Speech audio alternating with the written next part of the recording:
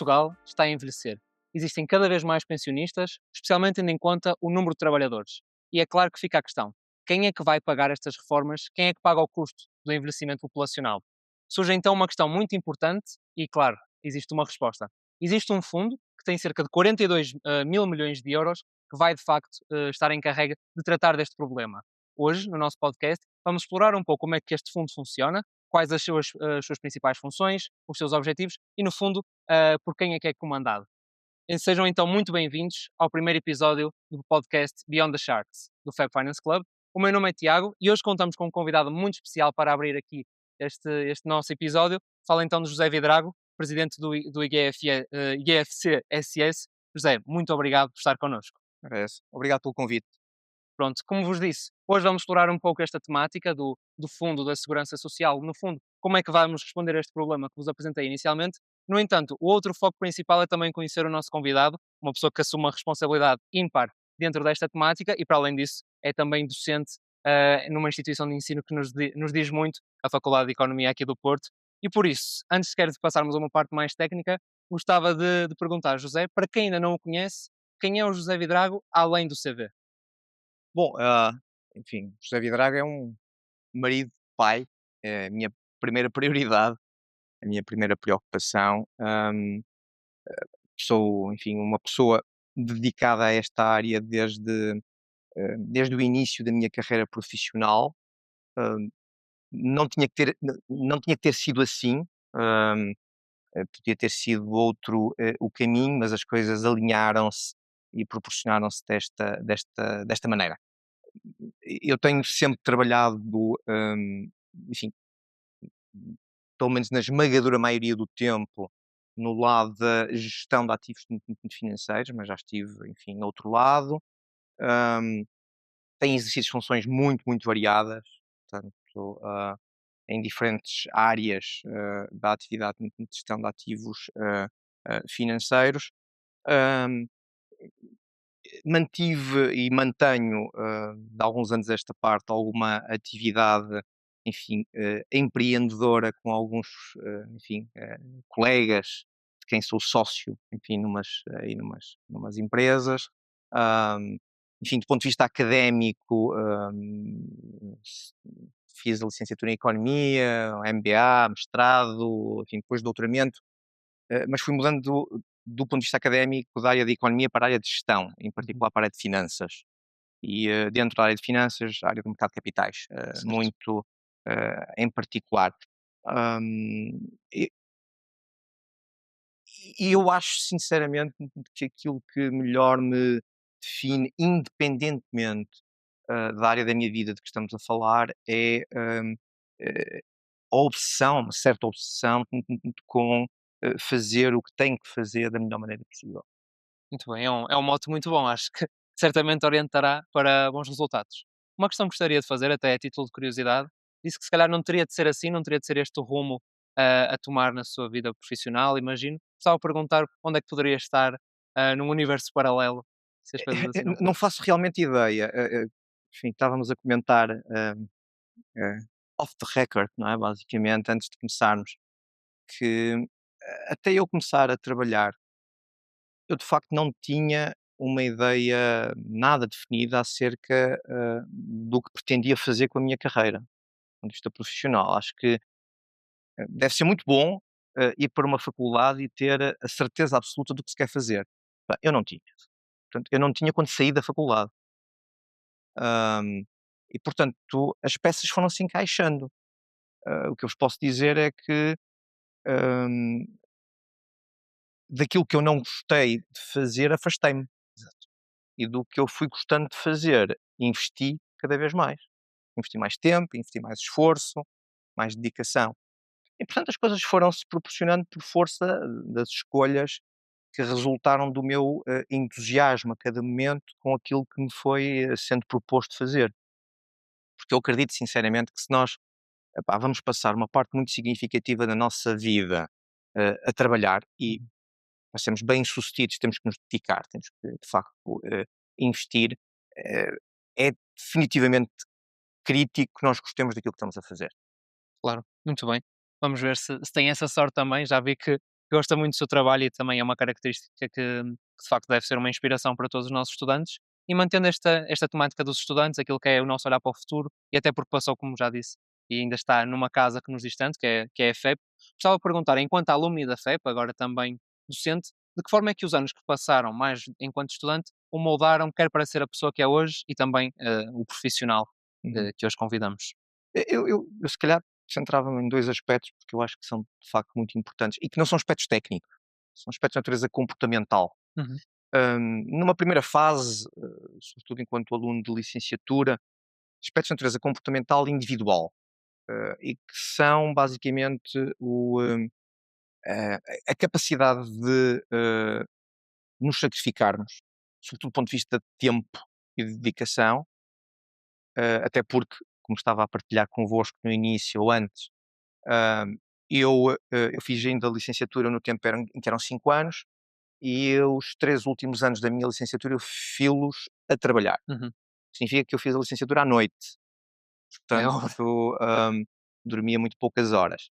E portanto, e isso foi algo que eu, adquiri desde logo na licenciatura, foi uma, enorme capacidade de trabalho, uma enorme resiliência, como hoje se diz, não é? Portanto, eu acho que isso é extremamente importante e resulta definitivamente do esforço que eu tive que fazer na faculdade. O outro que eu gostaria também de destacar, é o espírito crítico, isto é, a faculdade sempre, hã, me pareceu ser um ambiente FEP, sempre pareceu ser um ambiente de, exigência. Hum, Eu acho que, esse ambiente de exigência portanto, alimenta, pessoas que de facto queiram, ser boas em algo, não é? exatamente. Portanto, e impõe-nos um ritmo, e uma vontade de facto corresponder a essa exigência de rigor e de intensidade que eu acho, pelo menos que eu senti na faculdade, desde logo na transição do secundário para a faculdade, não é? Portanto, porque todos os alunos que entram na FEP são excelentes alunos de secundário, todos, não é? As médias são extremamente elevadas e, portanto, desse ponto de vista, não há aí, grandes diferenças. Mas o choque da transição para a faculdade, do ponto de vista de ritmo, do ponto de vista da autonomia que é preciso ter, do ponto de vista da ausência de um, guião, que nos permita abordar cada disciplina sem grandes dúvidas, não é? Portanto, a diferença é enorme, não é? Nós Sim, vimos do sente-se bem. secundário, as pessoas vêm do secundário com aquela ideia, existe um livro, o professor orienta-nos e nós estudamos aquilo que está naquele livro.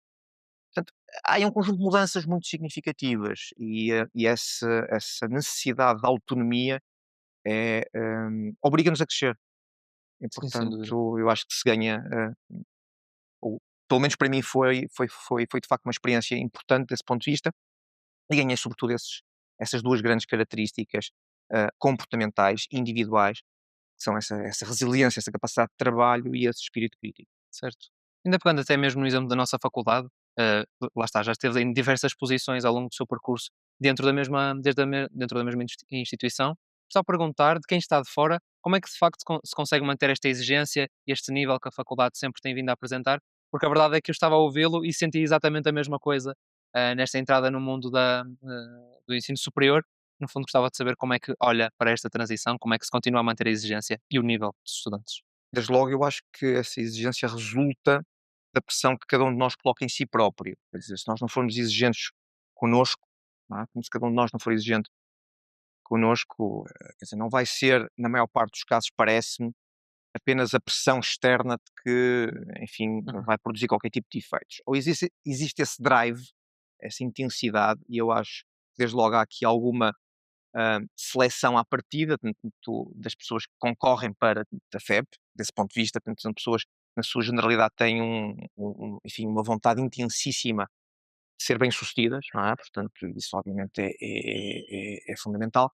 Agora, o que eu acho que deve também suceder é as pessoas têm que ir sendo confrontadas com desafios diferentes, crescentes, não é? Uhum. Portanto, porque, é velho comentário, ou velha máxima de que quer dizer, 30 anos de experiência, podem ser 30 vezes um ano de experiência, Exatamente. não é? Portanto, se nós não nos desafiarmos, de facto, se nós não formos mudando aquilo que fazemos, se não formos colocando desafios à nossa frente, desafios com interesse, obviamente, que nos entusiasmem e que nós gostemos de ultrapassar, então eu acho que esse drive vai-se perdendo, imagino. Uhum. Imagino, porque de facto eu tive a sorte de pá, ir tendo, do ponto de vista profissional, inclusive do ponto de vista académico, ir tendo a oportunidade de ir fazendo coisas diferentes, coisas com um grau crescente de exigência e de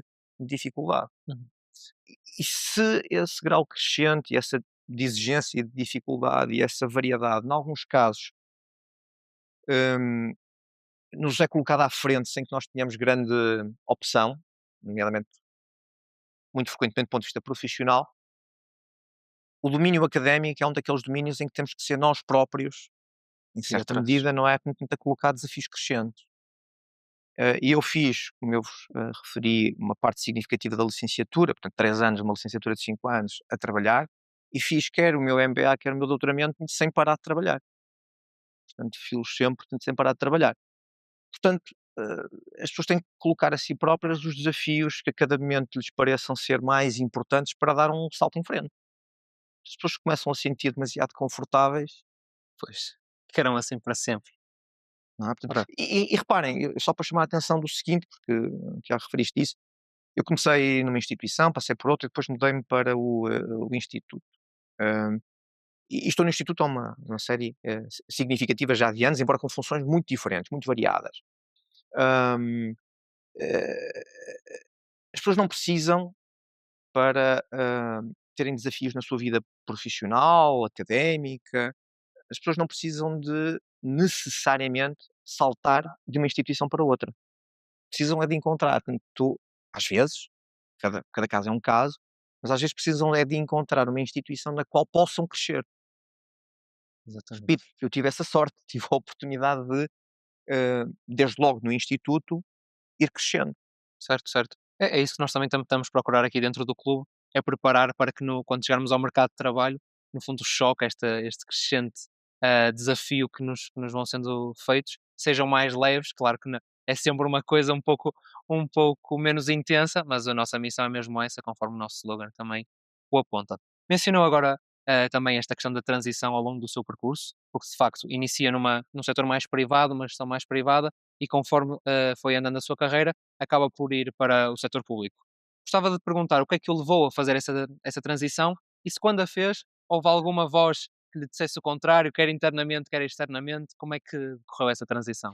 Eu gostava de dizer o seguinte: eu acho que faz falta a muita gente terem uma experiência de gestão pública, porque o número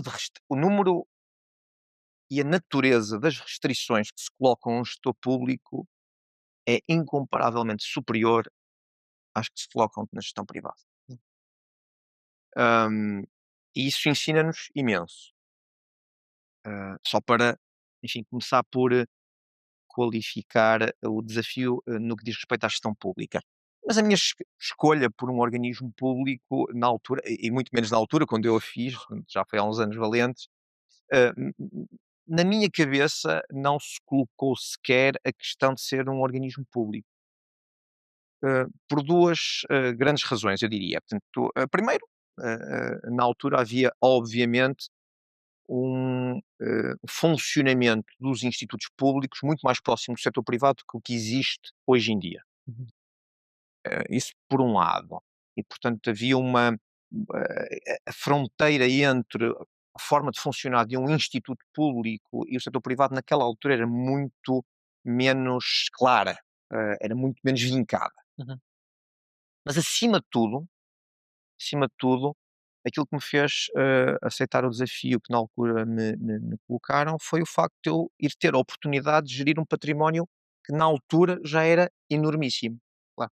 E portanto o desafio tanto era, lá está, muito interessante para mim, do ponto de vista intelectual, do ponto de vista tanto, profissional e portanto eu olhei sobretudo tanto, para o lado do copo meio cheio. Uhum. Porque se nós enfrentamos as coisas e os desafios que nos vão colocando à frente do lado do copo, portanto, na perspectiva do copo meio vazio, quer dizer, que é a ideia de que, pá, isto só pode correr mal, certo. não é? Portanto, isto só tem dificuldades, só tem problemas, não é? Portanto, então, de facto, as coisas, só podem correr mal, de facto, Sim, sim. não é? Pronto. E eu tive a felicidade de, hã, seja características pessoais, seja porque, enfim, na altura não tinha exatamente a noção daquilo em que me ia meter, eu tive a sorte de encarar, o desafio do ponto de vista de facto, eh, interessante, do ponto de vista do que ele me podia, proporcionar. Como alguém dizia, acho que era o Woody Allen, que dizia que, se nós estamos, muito confiantes, é porque ainda não percebemos o problema. Hum, e portanto, se calhar foi como aconteceu na altura, não é? Eu E estava correu bem? bastante confiante de que o desafio era interessante e que eu de facto podia fazer alguma coisa de interessante, em torno, daquilo. Se calhar foi alguma ingenuidade também, Mas faz ao parte. barulho, mas era isso que eu ia dizer. Acho que faz parte, não é? Faz parte de nós, mantermos, algum espírito, de, abertura em relação aos desafios que nos, vão colocando e não nos focarmos excessivamente daquilo. Todas as experiências têm um lado menos bom, não é? Portanto, nós, se nos pusermos a pensar suficientemente sobre qualquer assunto, encontramos sempre uma razão para não fazer, ok?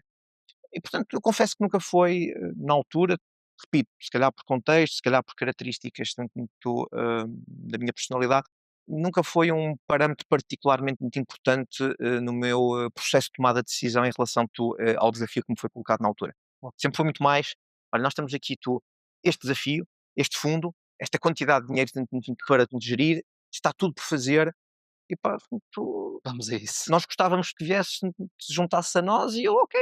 Portanto, pareceu-me extremamente interessante e, portanto, foi assim o processo de tomada de decisão em relação a isso. Não me recordo de, na altura, me ter passado pela cabeça: "Pá, eu vou para o setor público". Não me recordo. Muito bem. Sinceramente, com toda a honestidade.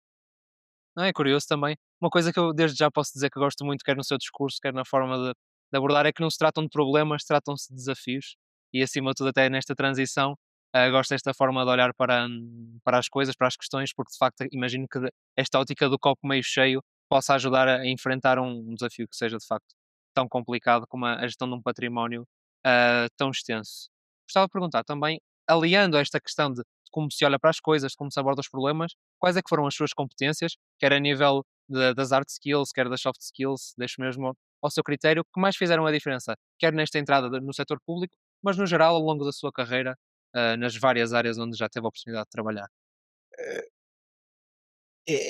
É óbvio que, um exercício de funções como aquelas que eu tenho tido, hum, epá, há um conjunto de hard skills que é incontornável, dominar, quer dizer, tanto, eh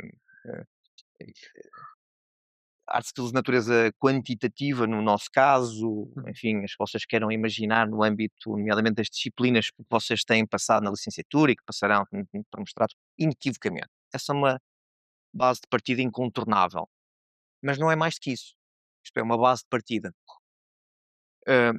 O que eu acho de facto determinante é a existência de um conjunto de competências de natureza mais comportamental, seja individual, seja no relacionamento com muitas pessoas com quem vocês vão ter que se relacionar e trabalhar, Uhum. porque é fundamental entender que, sobretudo à medida que vocês vão assumindo mais responsabilidades, hum, a importância relativa das competências de natureza comportamental vai aumentando.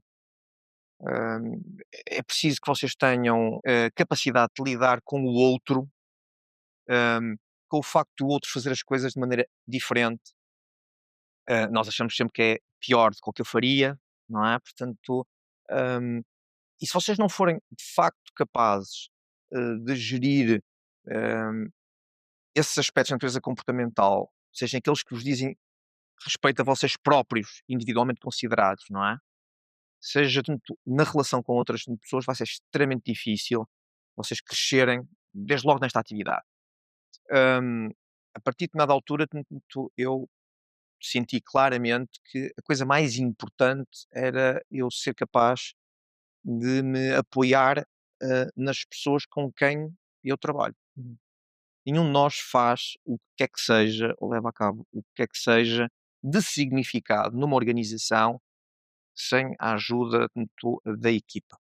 Pá, e eu sei que, hum, é daquelas coisas que, muito frequentemente se dizem, porque, demasiadas vezes fica bem, mas tenho-vos a dizer que, é de facto, das coisas que, se eu pudesse recuar no tempo, hum, diria a mim próprio, eh, porque nós demoramos algum tempo, sobretudo quanto mais competitivos e tecnicamente competentes somos ou nos achamos, nós demoramos muito tempo a valorizar as competências comportamentais, ok? E, e isso é tempo perdido.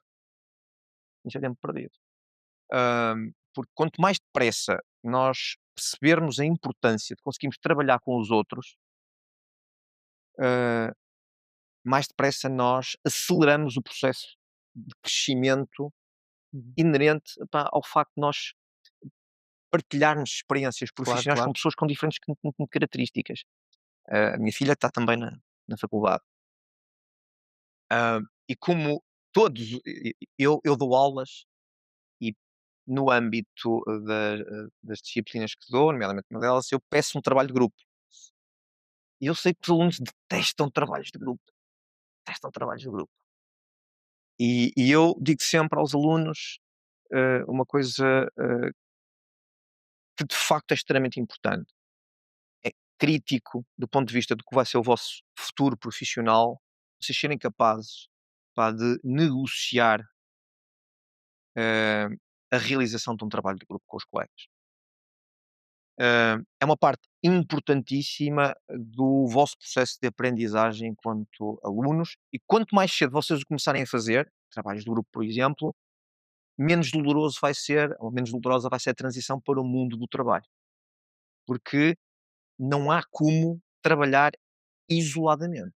Há Sim, muito sim. poucas funções em que vocês possam trabalhar completamente isolados das restantes pessoas.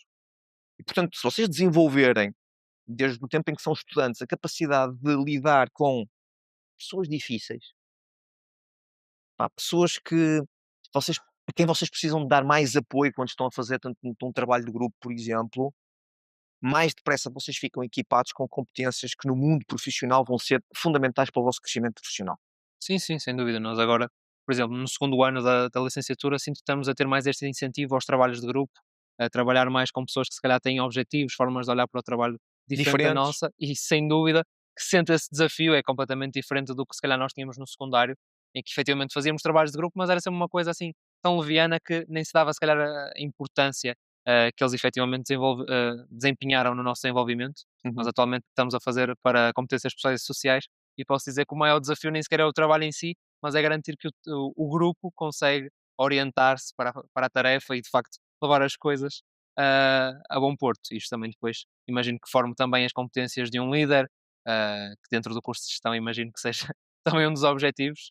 E por isso mesmo estava a perguntar, ao longo do seu percurso, imagino que tenha sido com os vários passos, com os vários degraus que é preciso subir entre uma posição mais de entrada e depois agora uma de liderança, como agora desempenha, como é que estas necessidades, estas competências se vão moldando? Isto como você já disse, demora algum tempo, às vezes, a percebermos a importância do trabalho de grupo. Gostava de perguntar como é que foi no seu caso, esta alteração, como é que sente que se foi moldando às necessidades diferentes, com o seu crescimento?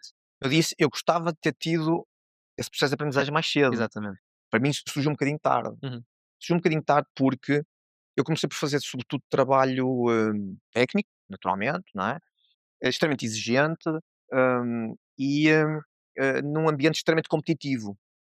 E portanto, nos meus primeiros anos, portanto, o meu principal objetivo era fazer melhor que todos os outros. Exatamente. E, hum, e pronto, é assim que muitos É de nós, normal. não é, portanto, encaram a vida profissional, sobretudo no início. E esse drive competitivo é extremamente importante. Atenção. O que é que sucede? Como é típico nas organizações portuguesas, hum, eu acabei por ser promovido porque era bom tecnicamente. ok? Isso acontece muito nas organizações portuguesas. Então, ou seja, promove-se as pessoas não porque as pessoas tenham as competências de um líder, Uhum. não necessariamente porque tenham as competências de um líder, embora, enfim, em alguns casos, em todos os casos, se calhar, imagina-se que sim, porque as pessoas têm, pelo menos em embrião, essas competências, mas em demasiados casos, promove-se o melhor técnico. E isso às vezes é uma receita para o desastre. No meu caso, hum, eu sou, se calhar, o juiz mais rigoroso da minha própria atividade, do meu próprio desempenho. No meu caso, isso obrigou-me a confrontar-me com a minha falta de competências comportamentais. Ou seja, eu quando me convidaram para exercer funções de coordenação de uma equipa, a minha primeira reação, não foi festejar, foi dizer assim: "Como é que eu vou fazer isto?" Que eu não sabia, não é, portanto, e tinha consciência, eu acho que essa é a parte relevante, que não sabia como. E a minha primeira reação foi: "Eu tenho que aprender". E então fui, hum, procurar saber como é que eu podia suprir essa falha que eu sabia que tinha.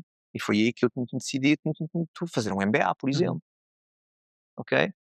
Reparem, do ponto de vista do percurso que eu vinha tendo até à altura, não fazia muito sentido, porque o meu trabalho era técnico, na área de mercado de capitais, o MBA não é propriamente a Orientado para isso. escolha apropriada para quem está a fazer trabalho técnico puro. Uhum. Portanto, a escolha, que eu fiz na altura para fazer o MBA foi no sentido, precisamente, de eu desenvolver competências de gestão. Hum, e portanto, no meu caso, lá está, os desafios que me foram sendo colocados à frente levaram-me a fazer uma avaliação crítica sobre se eu tinha ou não as competências necessárias para enfrentar esse desafio. Uhum. E portanto eu achei que não e fui direcionando o meu esforço, o meu estudo, não apenas do ponto de vista deste tipo de formações mais amplas, mas do ponto de vista das formações que eu depois fui escolhendo fazer, porque o Instituto sempre apostou muito no desenvolvimento, na formação das pessoas da casa, e portanto eu fui direcionando todo o meu trabalho, e quando eu digo estudo, não apenas estudo do ponto de vista formal, no âmbito de um curso, mas estudo pessoal, não é? Uhum. Portanto, leitura pessoal e tudo mais, no sentido disso, as falhas que eu ia identificando aqui e ali. E, portanto, resumindo, epá, eu acho que vocês têm que ser completamente honestos em relação àquilo que vocês sabem e não sabem fazer a cada momento. Se algo que vos é proposto for verdadeiramente desafiante, vocês, no momento em que aquilo vos é proposto, não têm ainda as competências para ser bem-sucedidos naquilo que vos está a ser proposto. Vocês vão ter que crescer com a tarefa que vos está a ser posta à frente. Porque se vocês acham que aquilo que vos está a ser proposto, vocês são capazes de fazer com as competências que têm, das duas, uma. Ou vocês ainda não perceberam o problema, é uma das opções, não é? Excesso de confiança, ou então aquilo não é um verdadeiro desafio. E não vos vai fazer crescer assim tanto quanto isso. Vocês não vão aprender muito. Portanto, Acaba por ser esse trade-off se queremos crescer conforme fazemos o trabalho ou se estamos satisfeitos com é, com o que temos agora, não é? estamos satisfeitos, não queremos de facto. E reparem, eu acho que aquilo que eu dizia no início, esse drive de crescimento constante é algo que eu sempre notei na FEP. Uhum. Dos meus colegas estudantes, do corpo docente, do ambiente, da cultura da faculdade.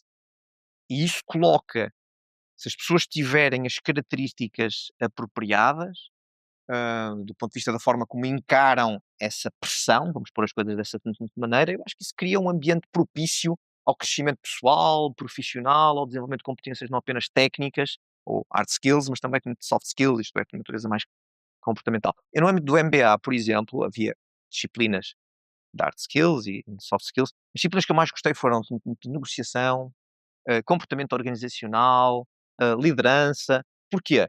Precisamente porque eu tinha escolhido ir fazer o MBA Por por isso mesmo. causa desse tipo de disciplinas, por causa desse tipo de formação. E tive a sorte, na altura, de fazer um MBA que nessas componentes comportamentais eram lecionadas por formadores não nacionais. Atenção, com isto eu não quero dizer que não haja formadores nacionais muito bons. Sobretudo para um miúdo, nós somos um bocadinho mais impressionáveis quando somos mais novos. É sim, é natural. Uhum. Não tem mal nenhum disso. Eh, não há mal nenhum com isso. Eh, temos é que nos procurar assegurar ou ter alguém que nos ajude e que nos oriente e não deixar que sejamos impressionados pelas pessoas erradas. Eu tive a felicidade de ser impressionado por formadores de elevadíssima qualidade que no âmbito meu MBA, tanto nos davam formação, nomeadamente nas áreas comportamentais, pessoas tanto, por exemplo, da London Business School, de algumas universidades tanto norte-americanas, eh, e aquilo entusiasmou-me do ponto de vista de que a forma de lecionação, o perfil dos próprios formadores, a matéria era completamente diferente daquilo a que eu estava habituado enquanto pá, um Técnico. técnico, não é? Exato. Portanto, o indivíduo tinha tido uma licenciatura em Economia, que estava habituadíssimo a ter formações tanto na área do mercado de capitais, seja aqui em Portugal, seja no estrangeiro, porque eu ia já com alguma regularidade fora, fazer formações Uhum. específicas na área do mercado de capitais, seja sobre, sei lá, derivados, sobre medição de performance, sobre construção de carteiras, e portanto, estava habituado a isso. Mas era em domínios Técnico. técnicos, Exatamente. técnicos, não é? Portanto, portanto o desafio era apenas técnico. O desafio como foi colocado tanto, nessas disciplinas de natureza mais comportamental foi completamente diferente. Só para ajudar tanto um pequenino episódio, eu nunca mais me esqueço que na minha disciplina de negociação tinha um professor britânico, que tinha uns livros publicados já na altura, portanto é um indivíduo bastante conceituado nessa área. E eu nunca mais me esqueço tanto que ele adorava dar feedback aos alunos.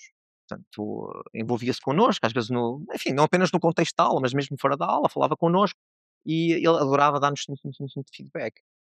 E ele deu-me a mim, pessoalmente, repetidas vezes, um feedback que me ficou constantemente na cabeça, que era que sempre que estava a falar comigo, sentia que eu só estava à espera da oportunidade para falar.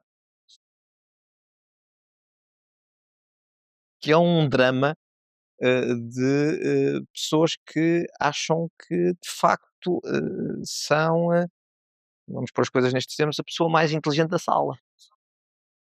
E nós precisamos tanto de, a dada altura da nossa vida, se queremos de facto fazer o clique e fazer mais e melhor, nós temos que perceber que epá, há pessoas mais Nunca seremos o mais inteligentes que inteligente. nós, nunca seremos.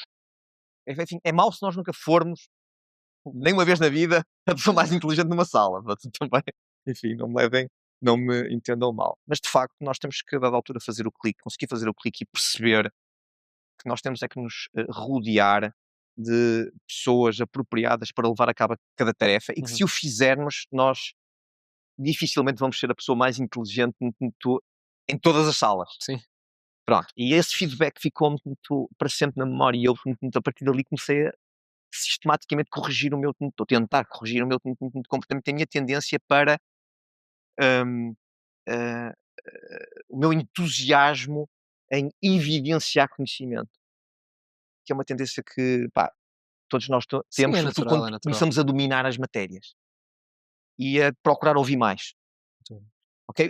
Portanto, esse tipo de competências que nós vamos desenvolvendo se, pá, tivermos primeiro consciência de que não estamos bem, não é? Que temos um problema, não é? Portanto, como se costuma dizer, portanto, pá, o primeiro passo para nos curarmos é reconhecermos que estamos doentes. Portanto, se nós não formos capazes de reconhecer que de facto temos algo a suprir do ponto de vista de competências, desde logo no meu caso, de natureza comportamental, obviamente não vamos procurar ajuda, não vamos procurar Uhum. corrigir isso, não é? E eu tive a sorte de, acho, o ter conseguido fazer, desde relativamente cedo, embora não tão cedo como eu gostaria, ter tido muita oportunidade de aprender, não apenas em contexto académico, no âmbito de cursos FIIs, mas também em contexto profissional com pessoas de facto com experiência, e que tinham já uma outra postura, inclusive do ponto de vista profissional, e portanto, em certa medida, ir procurando implementar aquilo que me iam ensinando ou replicar comportamentos que eu entendi que eram os mais adequados para de facto me ir crescendo do ponto de vista, enfim, de um papel mais de liderança e Uhum. mais de gestão. De líder. Porque Uhum. o nosso papel, quando nós vamos migrando, não é? E isto não acontece um dia para o outro, atenção, isto isto não é assim. Nós não vamos fazendo trabalho técnico até uma determinada data e de repente, pum, deixamos de fazer trabalho técnico. Não, isto é um contínuo, não é? Mas o que de facto é importante que suceda é que nós nos possamos ir apercebendo de que esse processo tem que ser feito de forma deliberada, não pode ser deixado ao acaso. Exatamente. E fazê-lo de forma deliberada implica que nós tenhamos hum, consciência, não é? Portanto, dos buracos que temos que ir suprindo ao longo do tempo e que temos vontade de o ir fazendo. Nunca falta vontade, então. Muito bem. Agora passando mais uma vez, para aquilo que faz agora, para aquilo que são as suas funções dentro do fundo, gostava de introduzir assim mais uma parte técnica também para aqueles que nos estão a ouvir e que Ok? têm interesse nesta área. Gostava de perguntar, atualmente o fundo tem um valor de cerca de 42 mil milhões de euros, isto pondo em perspectiva é cerca de 14% do produto interno bruto português. Ah, em perspectiva, e também claro quem sabe isto certamente melhor que nós, com o envelhecimento que aí vem, aquilo que se espera, do futuro, isto é muito, é pouco? O que é que realmente nos podem dizer estes números? Depende. Hum, que é a resposta que vocês mais ouvem no curso, não é? Bom, antes de mais, o fundo já tem entre 47 e 48 mil milhões, porque entretanto houve mais um inflow este ano de 5,5 mil milhões de euros. Portanto, está a crescer a um ritmo aceleradíssimo. Portanto, eu digo entre 47 e 48, o mês de março está a ser um bocadinho agitado. E portanto, dependendo do dia, está entre 47 e 48 mil milhões de euros, é aqui que tem andado. E portanto já vale mais cerca de 16% do PIB, entre 27 e 28 meses de pensões do regime previdencial. Hum, Se é grande, se é pequeno. Bom, a, a quantidade é importante, a qualidade também. Isto é importante não apenas o tamanho do fundo, mas também a Sim, composição do fundo, como é evidente. Mas pronto, vamos primeiro à questão da dimensão do fundo. Eu relaciono-me com o outro porque é evidente que, no caso do Fundo de Estabilização Financeira da Segurança Social, que é um fundo de reserva, que no fundo vai acumulando os excedentes da Segurança Social, regime previdencial, no sentido de os ir investindo, isto é, capitalizando, e para que quando e se existirem déficits nesse regime previdencial da Segurança Social, o fundo possa servir de almofada, de amortecedor do regime. Mas dizia eu, portanto, o fundo vai investindo esse dinheiro, vai acumulando esse património, vai investindo muito esse dinheiro, e a forma como nós olhamos para a dimensão dele deve ter em consideração as respectivas responsabilidades. E, portanto, aferir se a dimensão do fundo é ou não suficiente implica nós termos presente para que é que serve o fundo. claro. Hum, Quando nós olhamos para este problema do ponto de vista, por exemplo, de um fundo de pensões, é relativamente mais simples, porque um fundo de pensões tem aquilo que nós chamamos um stream de liabilities, ou seja, de responsabilidades, não é? E aquilo que se faz tipicamente calculam-se essas mesmas responsabilidades, as liabilities, e comparam-se essas liabilities com o valor do fundo, com o ativo, ou seja, o Uhum. passivo com o ativo, e portanto determina-se o nível de funding, de cobertura.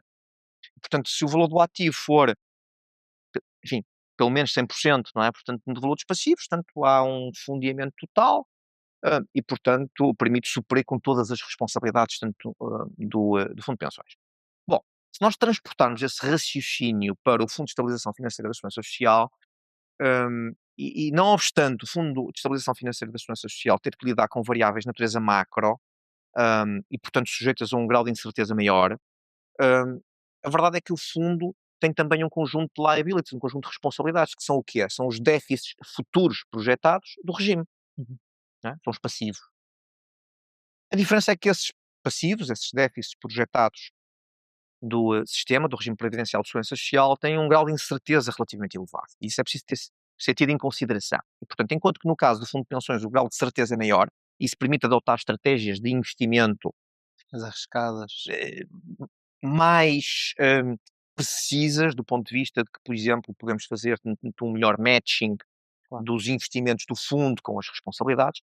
No caso do FEFS isso não é possível, porque obviamente as responsabilidades vão flutuar, com um bocadinho mais de variabilidade. De qualquer modo, o conceito aplica-se. Uhum.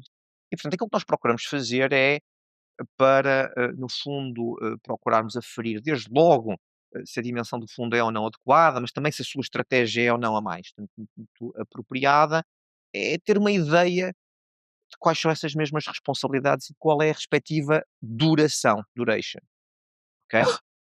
E se vocês fizerem essas contas, e repito, obviamente isto tem um grau de variabilidade muito grande. Se fizerem essas contas, isto é, se vocês calcularem as responsabilidades desta forma, isto é, se considerarem os déficits projetados da segurança social, hum, e se os descontarem para o presente e calcularem portanto, da duração média desses cash outflows, basicamente, que vão ser saídas, vocês conseguem chegar a uma duração média que tem, enfim, na menor das estimativas, mais de 3 décadas. 30 anos para cima, de acordo com as projeções mais recentes. Ok? Repito, isto vai flutuando, tem um grau de incerteza elevado, mas pronto, é uma referência. Pelo menos 3 décadas. Pronto. Do ponto de vista do valor do fundo e se ele é ou não adequado, vocês conseguem fazer uma outra coisa, que é calcular o valor presente dessas responsabilidades e comparar esse valor presente com o valor do fundo. Não é? Portanto, e a conclusão a que vocês cheguem é que o valor do fundo é ainda significativamente inferior ao valor presente das responsabilidades. O que significa, preciso fazer crescer, tá? Seja através de inflows, seja através de capitalização. Mas, eu repito, a questão da quantidade pode ser, ou seja, da dimensão adequada do fundo, pode ser vista sob diferentes perspectivas, ok? Por exemplo, um número em que as pessoas se focam muito é o número de meses de pensões que o fundo cobre. Neste momento, como eu disse há pouco, está entre os 27 e os 28 meses, mais de 2 anos, Uhum. né, de cobertura. O que isso significa é que, mesmo que o regime não tivesse qualquer entrada, só o fundo permitiria cobrir mais de 2 anos de pensões do regime previdencial. Uhum. Portanto, utilizem a medida que quiserem, portanto, definam o referencial que quiserem. Hum, do ponto de vista estritamente técnico, parece-me que a forma mais adequada de olhar para o problema é a que eu referi inicialmente, isto é, responsabilidades, ou seja, passivos, ativos e comparar os dois. Por muita hum, variabilidade que isso possa ter, é a forma tecnicamente mais adequada de olhar para o problema. Há outras formas de olhar, um bocadinho mais arbitrárias, não é? Portanto, porque definir que o fundo deve cobrir 2 anos de pensões, porque não 3. Uhum. Portanto, é um bocadinho mais arbitrário e por isso é que eu digo que do ponto de vista técnico parece mais adequada a outra solução. Portanto, eu diria que depende de qual for o objetivo e a intenção para o fundo. Claro, E portanto essa é uma determinação essencialmente política. é isso. E até nesta questão de ser mais também uma vertente política que desempenha aqui um papel, também já falou que mais do que se calhar a dimensão do fundo é a sua composição, a Uhum, forma como ele é, de certa forma, estruturado. E gostava de lhe perguntar, até por causa desta questão da composição, cerca de 51% da carteira está em dívida pública portuguesa, que é o máximo legal definido. A carteira de ações está no limite dos 25%, e quando olhamos para aquilo que elas trazem para o fundo na última década, enquanto que a parte mais de ações ronda cerca de 10% ao ano de retorno, a parte da dívida pública oferece, conforme é natural dados estes moldes, cerca de apenas de 1,3% anualmente. Estando o fundo ao mesmo tempo nestes dois limites, gostava de lhe perguntar quem é que define estes limites, qual é a lógica por trás e, acima de tudo, porque acho que é mesmo isso o mais interessante, como é que vos obriga a adaptar as vossas escolhas, a vossa estratégia, quais é que são as implicações desta questão? muito bem. Quem define é muito fácil, é o representante legítimo, do povo português, portanto é o governo português, não é? Portanto o parlamento, Uhum. o governo português. Em concreto, os limites de investimento do Fundo de Estabilização Financeira da Segurança Social estão definidos em regulamento, e esse regulamento é uma portaria emitida pelo governo.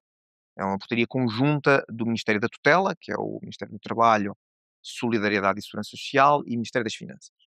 Ok? Portanto, para ser alterada, deve ser alterada tanto, também por portaria Claro. conjunta destes dois ministérios. Portanto, é quem define esse limite. A lógica por trás. Bom, o atual regulamento é no essencial, embora tenha tido alguns ajustes posteriores, é no essencial um regulamento de 2004. Tem mais de 20 anos. Portanto, foi concebido num ambiente histórico muito particular. Aquela década foi uma década de constituição de vários fundos de reserva à escala mundial, e a principal preocupação quando se desenhavam as políticas de investimento dos fundos de reserva naquela altura era sobretudo a de acumulação. Era a ideia de que é preciso acumular aqui muito património e preservá-lo. E isso levou a que, naquela altura, as políticas de investimento fossem desenhadas muito com limites quantitativos relativamente conservadores. O que sucede é que, na esmagadora maioria de outros casos, de outros fundos de reserva, essa configuração, essa política de investimento foi evoluindo, enquanto que a conta do FEPS permanece cristalizada, no essencial, portanto, numa lógica que foi definida, como eu disse, há mais de Sim. 20 anos atrás. Isto coloca, como é evidente, desafios em cima da mesa, porque do ponto de vista técnico, e voltando à questão anterior, nós temos que perceber hum, qual é o objetivo do fundo. Hum, se nós olharmos para o fundo, de facto, do ponto de vista que eu referi há pouco, isto é, do ponto de vista de que o fundo deve procurar dar resposta àquele conjunto de responsabilidades que eu referi, aquelas liabilities que eu referi, se nós considerarmos a tal duração dessas responsabilidades, pelo menos 3 décadas, não é? Portanto, eh, o que sucede é que, se vocês olharem em contrapartida para a duração média dos ativos do fundo, essa duração média não chega a 10 anos. Então, ou seja, há um mismatch entre a duração média dos ativos e a duração média do passivo. Que é um mismatch ao contrário do que sucede, por exemplo, nos bancos. Nos bancos, tipicamente, o que é que vocês têm? Têm uma duração média de ativos elevada e uma duração média de passivos reduzida. Há um mismatch que provoca, às vezes, algumas dificuldades, alguns problemas, não é? Nós temos a situação completamente ao contrário. Temos ativos com uma duração média Muito mais baixo. demasiado curta por comparação com aquilo que é a duração média das responsabilidades. Uhum. Portanto, do ponto de vista técnico, este é o background. Hum, o que significa que, do nosso ponto de vista, a composição do fundo padece de uma aversão ao risco excessiva. Ok? E o facto de existirem limites estritos, desde logo o limite mínimo de investimento em dívida pública portuguesa, que não é um limite máximo, é um limite mínimo, nós temos que investir no mínimo 50% em dívida pública portuguesa, ou um limite máximo de 25% em ações, ou um limite máximo de 40% em dívida privada, ou um limite máximo de 15% de exposição não coberta, coloca-nos um conjunto de desafios, desde logo, e para lá do desafio de maximização do retorno ajustado pelo risco, hum, coloca-nos desafios de natureza, desde logo, operacionais, muito, muito significativos, sobretudo à medida que o fundo vai crescendo. Exemplo, só para não estar tanto, porque imagino que possamos depois voltar, ou não, à questão da dívida pública portuguesa, dar um exemplo de uma área completamente diferente, que é a questão, portanto, das coberturas cambiais. Por exemplo, uma das regras, portanto, do fundo é de que o fundo pode estar exposto o fundo pode investir em qualquer mercado da OCDE e pode estar exposto a qualquer moeda de um mercado da OCDE. No entanto, tem que cobrir hum, uma proporção enormíssima dessa exposição, de forma a que, depois das coberturas, não tenha uma exposição a moedas não euro superior a 15%. Isto é, posso ter exposição de 50%, os outros 50% têm que estar em dívida pública portuguesa, que é euro. Mas eu posso ter uma exposição de 50% a dólares, libras, ienes, o que seja, mas eu tenho que cobrir 35 pontos percentuais desses 50. Eu só posso ter depois 15% descoberto. Ora, o que é que acontece? Se nós temos que cobrir uma proporção muito significativa de uma carteira que neste momento está entre 47 e 48 mil milhões de euros, significa que eu tenho que realizar operações de cobertura, forwards, swaps cambiais, em montantes muito significativos. Esse tipo de operações realizam-se OTC, fora de bolsa, com contrapartes, com intermediários financeiros. E para realizar essas operações é preciso assinar acordos ISDA, ter, enfim, no fundo, contratos assinados com diferentes contrapartes. Isso tem uma carga operacional, jurídica e operacional muito, muito significativa. E de gestão de relacionamento com cada uma dessas contrapartes, porque implica a abertura de linhas de crédito com cada uma dessas contrapartes. Isso, portanto, coloca uma carga operacional muito grande, pura e simplesmente para cobrir a exposição. Uhum. Que, do ponto de vista conceptual, do ponto de vista técnico, mais uma vez, para um investidor de longo prazo, não é? Faz pouco sentido, ok? Uhum.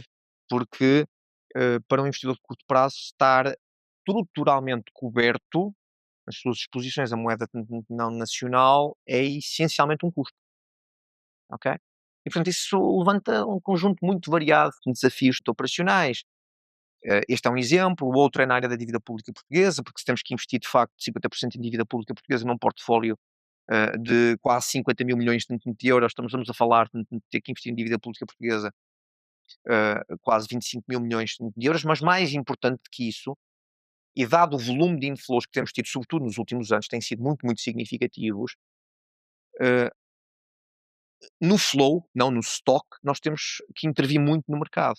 Temos que comprar, estar constantemente a comprar.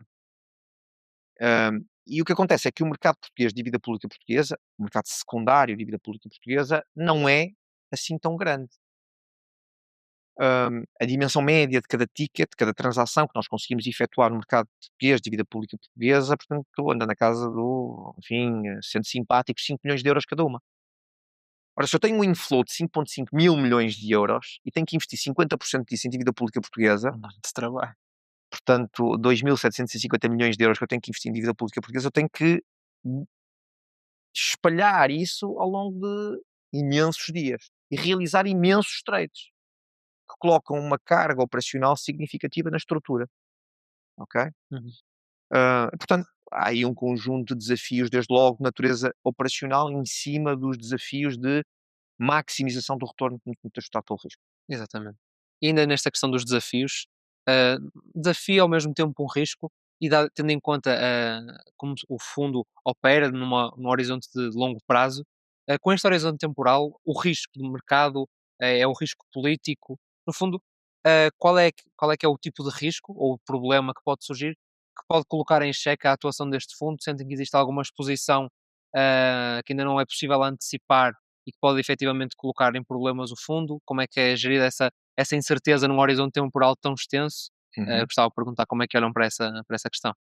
Bom, as dificuldades que emanam da existência de limites quantitativos rígidos à composição do fundo colocam um desafio do ponto de vista técnico, sobretudo à nossa capacidade de diversificação. Isto é, de criação de um portfólio robusto, um all-weather portfólio, basicamente, ou seja, um portfólio que aguente diferentes circunstâncias macroeconómicas, porque nós estamos balizados pelos limites do regulamento. Uhum. E nós estamos atualmente no limite do que o regulamento permite fazer. Nós, nos últimos 3 anos, diversificamos adicionalmente para 2 classes de ativos que não existiam há 3 anos atrás, que são as small cap equities e a dívida corporate investment grade. Mas depois de o termos feito, o espaço que nós temos para diversificar adicionalmente com o atual regulamento é virtualmente nulo. Estamos encostados ao limite. E portanto isso coloca um desafio enormíssimo a esse nível. Do ponto de vista estritamente financeiro, hã, o fundo está exposto sobretudo a 2 grandes riscos. 3, enfim, depende se olhamos para o problema do ponto de vista da variabilidade que cada um destes riscos introduz no retorno, se do ponto de vista dos contributos para a rentabilidade total do fundo. Mas estes riscos são quais? São basicamente o risco de taxa de juros, ok? Nível de taxa de juros, hum, e associado a este risco de taxa de juros, o term premium, ou seja, o prémio entre maturidades mais curtas e maturidades mais longas, o prémio de risco de ações e o prémio de risco associado a Portugal, ok? Há uma enorme concentração, do ponto de vista de fatores de risco, do FEFS nestes fatores de risco. E, portanto, a introdução das small caps e do dívida corporate investment grade visava precisamente diversificar a exposição, visava e visa diversificar a exposição para além destes fatores de risco. Só que, a partir do momento que começamos a bater nos limites do regulamento, não podemos ir além disso. Exatamente. Portanto, do ponto de vista estritamente financeiro, essa concentração de riscos existe. A forma adequada para um investidor de longo prazo de os diversificar é, obviamente, permitir ir para classes de ativos que permitam exposição a outros fatores de risco, ok? Pronto. E portanto, esse é o grande desafio. Agora, eu gostaria, se me permite, de ir além dos riscos estritamente financeiros, porque, muito sinceramente, quer dizer, o que me parece ser mais importante, porque anterior à resolução deste problema destes riscos financeiros, ou desta questão destes riscos financeiros, é o seguinte: nós quando olhamos para este tipo de fundos, para um fundo de reserva como o Fundo de Estabilização Financeira da Segurança Social, nós devemos olhar para, primeiro, eh, o problema do governance, da governança em torno deste tipo de fundos. Porque é preciso ter aquilo que nós chamamos um orçamento de governança adequado e só depois é que se pode alargar o orçamento de risco. O que é que eu quero com isto dizer? Não faz sentido estar a alargar o orçamento de risco que o fundo pode tomar se do ponto de vista de mecanismos de governance eles não forem adequados. Pronto. E do ponto de vista de governança em torno deste tipo de fundos, tipicamente, do ponto de vista do que é a literatura nesta área, nós estamos a falar em 4 níveis, que são o nível político, o nível de supervisão, o nível de execução e depois o nível de auditoria. Portanto, o primeiro nível é o nível político, o que basicamente tem que ver com a definição dos grandes objetivos para o fundo. Ou seja, para que é que existe o fundo? Qual é o objetivo do fundo?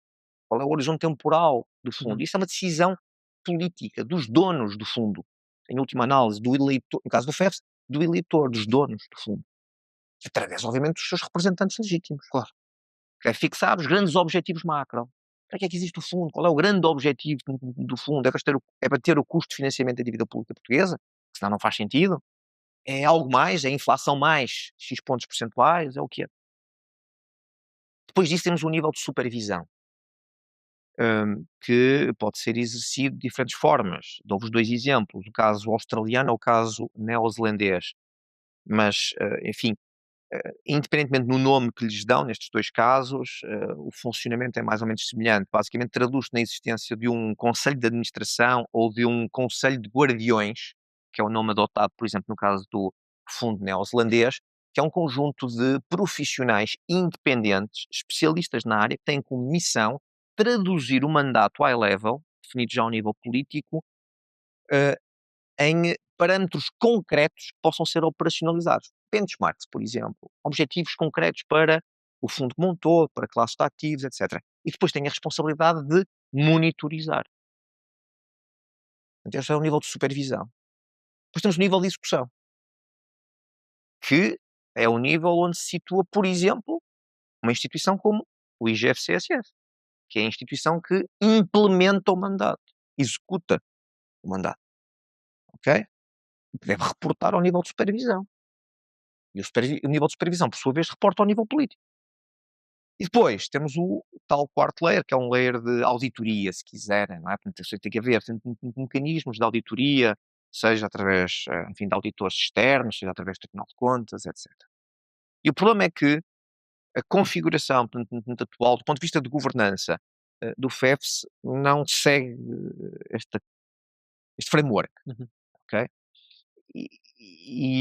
É preciso que, de facto, se tenha isso em consideração, porque se não existir um framework adequado do ponto de vista de governança, tomar mais risco pode ser um problema.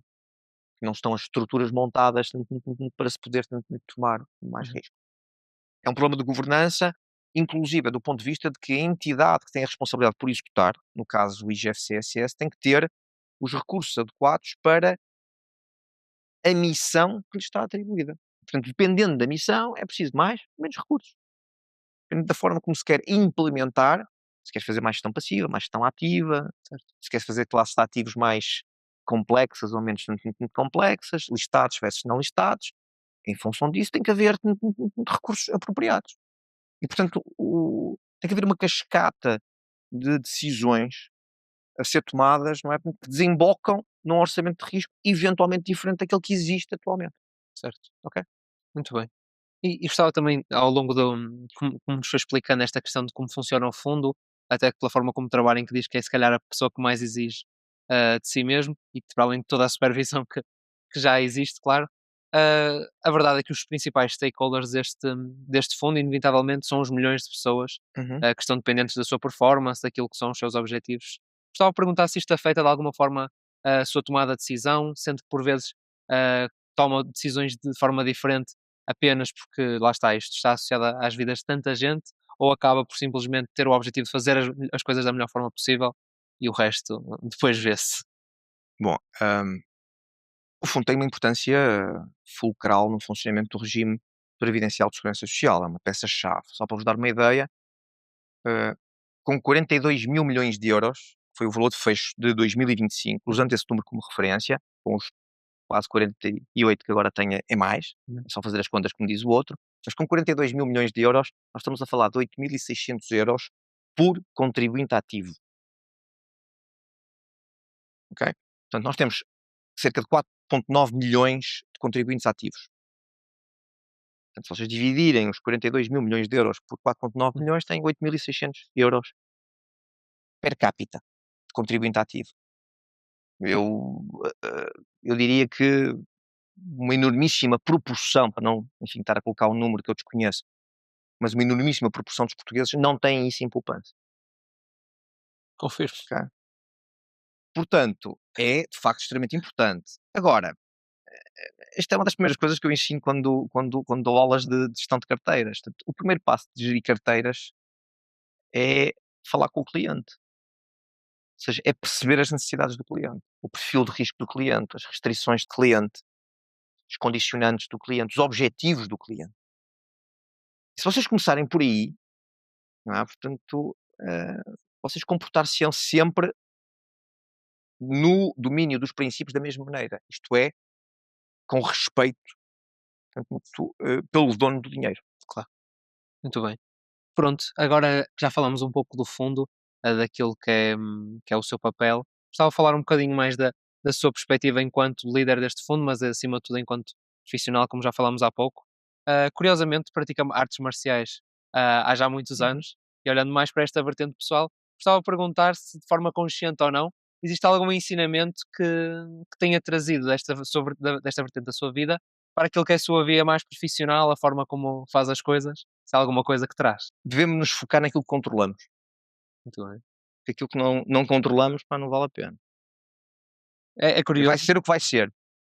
Eu, por exemplo, eu também pratico artes marciais e sinto que acima de tudo é aquela questão da resiliência, de continuar a fazer porque lá está, se não Que é fizer preciso eu fazer. é isso, quem Que é vai preciso fazer por mim Admito que sim, mas eu confesso que de facto essa questão do focar-nos naquilo que nós controlamos é extremamente importante e tem um grau de transferibilidade muito grande para a questão da gestão de ativos pelo simples facto que nós costumamos dizer de que, e eu acho que isso, enfim, nos desportos de combate também é verdade, o nosso principal papel é gerir risco, em tudo. Muito bem. ok? Minimizar a probabilidade das coisas correrem mal. Mas é Se, para se mais nós importante. minimizarmos a probabilidade das coisas correrem mal, não é? Portanto, pá, vamos lá ver, nós não garantimos performance. Não é? Portanto, aquilo sobre o Uhum. que nós temos controlo é sobre a componente de composição da carteira e por força disso, do risco e dos riscos a que nós estamos expostos. A rentabilidade é que É a seguir. resultado dessa composição de carteira, é uma consequência. É por isso que eu digo, isto também acontece tanto no Exatamente. domínio que referiu. Porque de facto nós não controlamos todas as variáveis. E se nós nos vamos focar naquilo que nós não controlamos, uh, distraímos em relação àquilo que efetivamente controlamos e devemos controlar. Portanto, eu acho que esse é se É um calhar, bom portanto, ensinamento, também concordo. Muito bem. Já nos falou então também daquilo que foi o seu crescimento, acima de tudo enquanto ser humano, enquanto profissional nos últimos anos, já nomeadamente aquela questão de valorização do trabalho em equipa enquanto uma competência-chave. Gostava de perguntar se pudesse recuar a quando tinha 25 anos, se pudesse dar apenas um conselho ao José hum, Vidrago de 25 anos, qual é que seria? hum, disponibilidade para aceitar a mudança. Ok. Porque eu acho que é fundamental. Eu acho que, de facto, a mudança em sentido lato, quer dizer, nós estamos disponíveis para fazer coisas diferentes, para aceitar que as coisas nem sempre vão correr como nós esperamos que elas corram e que isso não é necessariamente mau. Se nós, lá está, tentarmos olhar para esses processos de mudança do ponto de vista do copo meio cheio, não do ponto de vista do copo meio vazio. Está bem? Portanto, Muito aceitar a bem. mudança. Muito bem. Ainda nesta temática dos conselhos, gostava de perguntar também, porque lá está, muitos jovens, quando pensam nesta questão das pensões, como é que funciona este sistema, se calhar a primeira coisa que lhes salta à mente é: "Pá, isso é muito giro, mas quando chegar à minha hora não Hum, vai haver pensões, por isso pouco ou nada importa. O que é que diria um estudante da nossa idade que tem esta convicção? Não digo para tentar mudar-lhe as ideias, porque não sei se é esse o foco, mas para explicar melhor como é que é este problema, Uhum. como conseguir chegar no fundo àquela que também é a nossa audiência-alvo. Já ficavam em dois esforços. Portanto, um deles é, primeiro, o primeiro conselho é, informem-se, estudem. Porque a pior coisa que vocês podem fazer é tomar decisões importantíssimas e essas decisões, ou esse tipo de decisões, são das decisões mais importantes que vocês vão tomar na vossa vida, sem conhecimento de causa, com base no diz que diz, não é? No bitite. A primeira coisa é estudem, informem-se. E a segunda é poupem e invistam o mais cedo que consigam. Hum, só para vos dar um número muito rápido, se e as pessoas às vezes, quando eu digo isto, poupa e invista, é pá, eu não tenho dinheiro para poupar e investir e não sei o que, não sei o que mais. Pá, eu digo assim, se uma pessoa durante 40 anos, todos os meses, puser de lado 50 euros, 50 euros, ok? Todos os meses durante 40 anos, chega ao final desses 40 anos, em termos reais, tem aproximadamente, com um retorno real de cerca de 3%, que em termos nominais é cerca de 5%, não é nada de extraordinário, com 3% em termos reais tem cerca de 45 mil euros acumulados, em termos reais, é descontado da inflação. Isso, pá, aos valores atuais de mercado, dá para um complemento de pensão de cerca de 150 euros por mês, Isto não é coisa pouca. ok? Portanto, é só depois escalar a conta e ir fazendo. Ou seja, as pessoas, quanto mais cedo começarem, mais cedo começam a beneficiar do efeito exponencial Uhum. da poupança. E menos esforço têm que fazer do ponto de vista de poupança, de inflows. Porque uma maior proporção do trabalho é feita com a rentabilidade, pela rentabilidade. Está bem? Uhum. É isso, esta questão da literacia financeira, que também acaba por ser um foco de qualquer pessoa que de facto acho que tenha interesse nesta área, quer que os outros também desenvolvam o interesse e o conhecimento dentro de uma área que é tão importante para qualquer um de nós, e acho que é de facto chave esta questão da informação. Continuando também, no fundo, nesta linha da informação, o que é que nós devemos saber enquanto, mais do que estudantes, futuros profissionais, Uhum. se pudesse dar um conselho em termos de competências, em termos daquilo que devemos desenvolver em nós, principalmente orientado para aquilo que é o futuro, os próximos 10, 20 anos, o que é que se calhar seriam quais seriam as suas principais dicas para nós? Acho que já, enfim, vou tentar ser breve, acho que já percorremos. É evidente que há um conjunto de hard skills que são incontornáveis, pá, e Uhum. dependendo da área em que vocês querem trabalhar, obviamente elas variarão, mas quer dizer, na nossa ou na minha área, competências de natureza quantitativa em sentido genérico e depois, enfim, com um grau de especificidade um bocadinho maior, à medida que nós, enfim, vamos escolhendo as áreas em específico em que queremos trabalhar, mas eu reforço em conjugação com essas hard skills, pá, soft skills. De facto, é importante que vocês, pá, desde cedo, eu acho que é extremamente importante que vocês desde cedo, pá, aprendam a lidar com os soft skills, ou em geral com aquilo com que vocês têm mais dificuldade. Epá, se não são as soft skills, vocês até já são bons aí, se calhar têm dificuldade noutra área qualquer. Uhum. Identifiquem nos vossos pontos menos fortes, pá, e procurem corrigi-los. De facto. Ok. Eu acho que, ah, pá, portanto tenham esse espírito crítico, lá está. Tenham essa abertura de espírito e esse espírito crítico para estarem constantemente à procura de. Atenção, eu ia dizer, estarem constantemente à procura de aspectos menos bons que vocês pretendam corrigir. Eu não quero com isto dizer que nós não devemos valorizar o caminho que nós já fizemos e o percurso que nós já temos, que é importante também de vez em quando parar para celebrar, não é? Parar para nos congratularmos por aquilo que já fizemos. Mas, enfim, o progresso constante, do meu ponto de vista, é feito deste desafio contínuo em nos superar. Muito bem. Ok. Agora, para terminar aqui esta conversa, gostava de fazer uma sessão, uma quick fire round.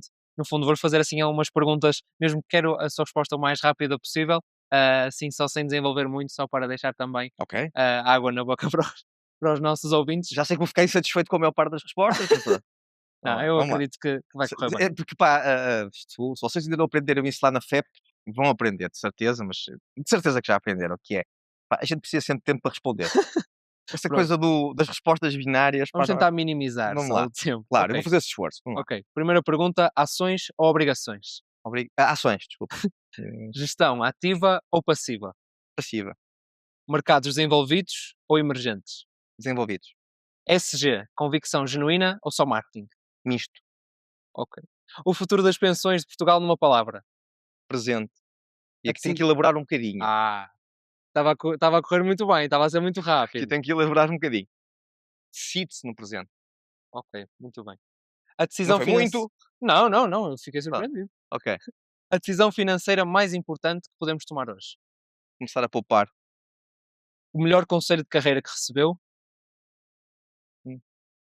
Rodeia de pessoas com bom caráter. E por fim, um livro, um recurso ou uma ideia que recomenda a todos. Ok.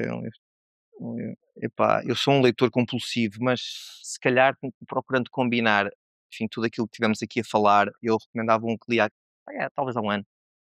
Se calhar vocês já o conhecem, se calhar já o leram, mas pronto, para quem não o leu, que é Die With Zero, do Bill Perkins. Pronto, fica a recomendação também para todos que nos estão a ouvir. É um misto de autoajuda, finanças pessoais. Ora bem, acho que faz uma ponte interessante. É um dos mais interessantes desse ponto de vista, não é? Portanto, para não ser uma coisa muito árida, não é? Portanto, e muito ou excessivamente técnica. Para complementar o podcast, leem o livro e ficam já orientados Exatamente. para a área. Pronto, José, da minha parte, tenho apenas a agradecer a sua presença. Acredito que foi uma conversa muito enriquecedora. Pelo menos para mim foi, espero que também para quem está lá em casa tenha sido igualmente, ou até mais. Resta-me agradecer, desejar todo o sucesso do mundo, até porque quero uma pensão boa quando chegar a minha hora, por isso acho que ganhamos sempre os dois. E pronto, agradeço-lhe imenso. Se tiver alguma última palavra que gostasse de dar também, Claro, deixo. obrigado mais uma vez pelo convite e, enfim, espero que tenha sido útil ou que venha a ser útil, dado que imagino que, enfim, o consumo deste podcast não tem que ser síncrono, não é? Pode ser assíncrono, imagino. Portanto, que as pessoas possam de facto beneficiar e votos de imenso sucesso para este projeto. Muito Tá bem? obrigado.